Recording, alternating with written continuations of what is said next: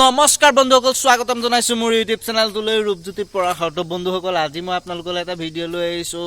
এটা একদম পুৰা বেলেগ বেলেগ বস্তু কিছুমান আপোনালোকক দেখুৱাবলৈ চেষ্টা কৰিম। যিবিলাক বস্তু দেখুৱাম আপোনালোকক, সেইবিলাক বস্তু হয়তো কিছুমানে দেখিছে, কিছুমানে সেই বস্তুটোৰ বিষয়ে জানেও, আৰু কিছুমানে হয়তো নাজানে। সেইটো কাৰণে মই দেখুৱাই দিবলৈ বিচাৰিছোঁ বস্তুখিনি। গতিকে ভিডিঅ'টো চাই থাকিব, বহুত ধামাকা হ'ব। এতিয়া চাই লওক, এইটো মোৰ ভাগিন, মোমায়েক চওক, ভাগিন চওক, মোমাই ভাগিন আমাৰ এয়া। তো ভিডিঅ'টো চাই থাকক, বহুত মজা।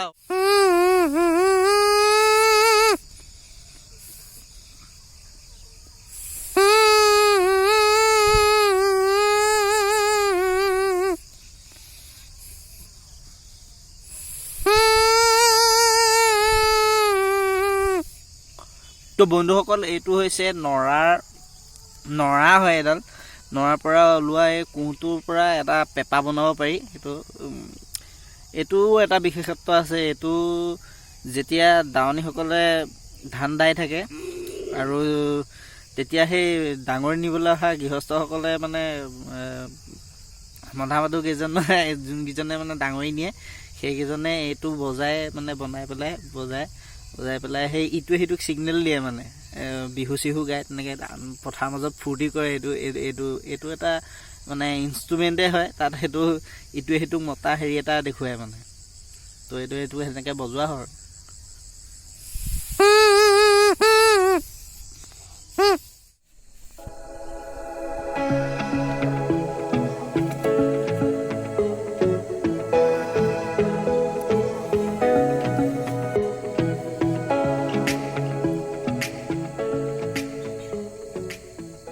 আপোনালোকক যে মই দেখুৱালোঁ এই ফুলপাহ, সেই ফুলপাহৰ এটা বিশেষত্ব আছে। এই ফুলপাহৰ নাম কি জানেনে? সকলোৱে, কিছুমানে হয়তো জানে, কিছুমানে হয়তো নাজানে। মই নজনাখিনিক কৈ দিব বিচাৰিছোঁ। এই ফুলপাহৰ নাম হৈছে শতদল পদ্ম। এই ফুলপাহৰ নাম এইটো কাৰণে দিয়া হৈছে, 100পা ফুল একেলগে থোপ খাই লাগি থাকে, সেইটো কাৰণে এই ফুলপাহৰ নাম হৈছে শতদল পদ্ম। এইবাৰ পূজাত ব্যৱহাৰ কৰা হয়। আৰু এই ফুলপাহলৈ মৌ মাখিবোৰ খুব আহে, কাৰণ ইয়াত এটা ৰস ওলায় মিঠা।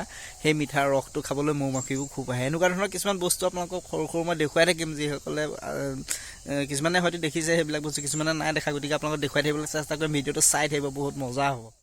বন্ধুসকল, এই গুটিখিনি যে দেখিছে হালধীয়া এই ফুলটো অকণি ফুলৰ নিচিনা যে দেখিছে, এই বস্তুটো এটা ঔষধি গুণ আছে। যদিহে আপোনাৰ জিভাত গুটি উঠিছে বা জিভাখন খুব বিষাই থাকে বা সৰু সৰু গুটি উঠে, এই গুটিটো যদি চোবাই দিয়ে অকণমান, তেতিয়াহ'লে গুটিখিনি ভাল হৈ যায় আৰু বিষখিনিও ভাল হৈ যায়।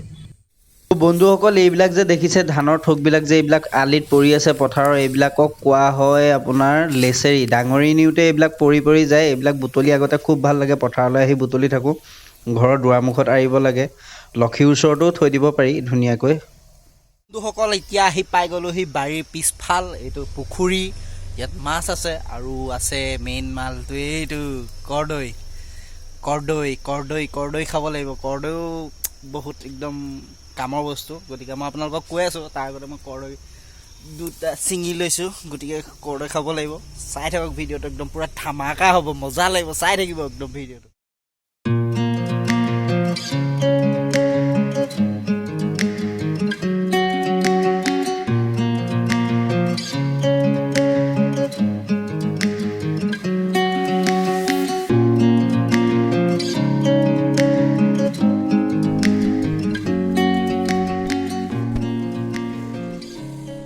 তো বন্ধুসকল, কৰ্দৈ পূৰা কাটি হৈ গ'ল, একদম পূৰা কৰ্দৈ পূৰা এতিয়া খাব লাগিব।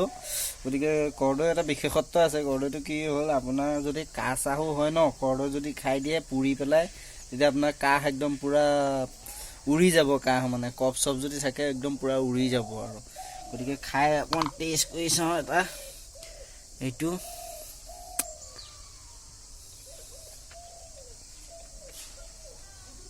মজা।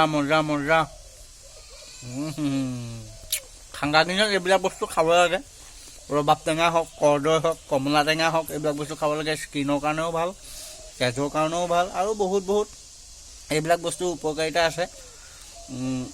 যিসকলে জানেই, আৰু যিসকলে নাজানে, কৰ্দৈ খওক, বৰটেঙা খওক, কমলা ৰস খওক, এইবিলাক খাই থাকিলে স্বাস্থ্যটো ভালে থাকে আৰু টেষ্টটো ৰিফাইন হৈ থাকে ধুনীয়াকৈ। একদম টেষ্টটো পূৰা একদম চালিয়া হৈ থাকিব, একদম তাগৰা হৈ থাকিব আৰু গতিকে ভিডিঅ'টো চাই থাকক আৰু মজা মজা ভিডিঅ' দেখুৱাবলৈ চেষ্টা কৰিম।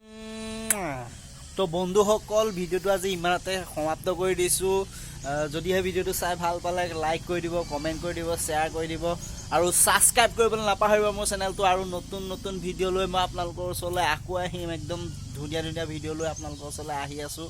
গতিকে আজিলৈ আপোনালোকক বিদায় মাগিছোঁ, টাটা।